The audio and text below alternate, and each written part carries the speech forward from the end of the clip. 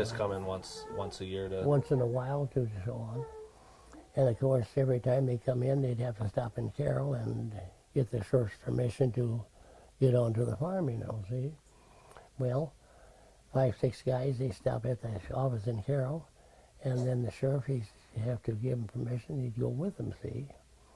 Well, then he'd always have to get his coat, and then while he was getting his coat, he called a guy in Breda, one in Templeton maybe, one in Breda, and a few of the guys like that make a couple calls, and then, of course, those guys would call everybody else around, don't you see? So there's like a network, and Yeah, one guy called one guy, and then they called 5. In a half hour, everybody knew the statement around, don't you see?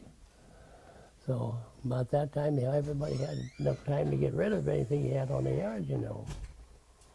And of course, then they had to dump it away where they couldn't find them. And when that happened, you could just about go through any culvert on the road and find whiskey in it, because that's where everybody stored it, you know. That's the way that works, see.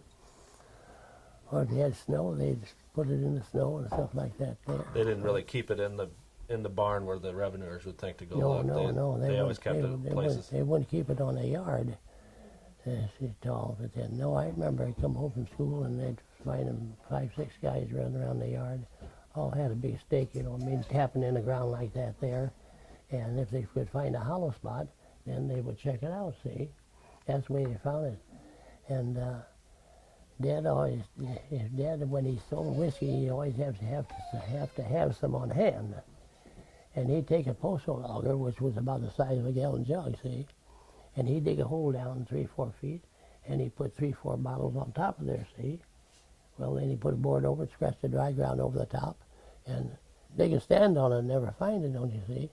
Well, if somebody come on the yard and wanted a gallon, he could just take the board back, pull it out, and give it to him, see? So that's the way he had all kinds of ideas and all kinds of tricks to beat the government.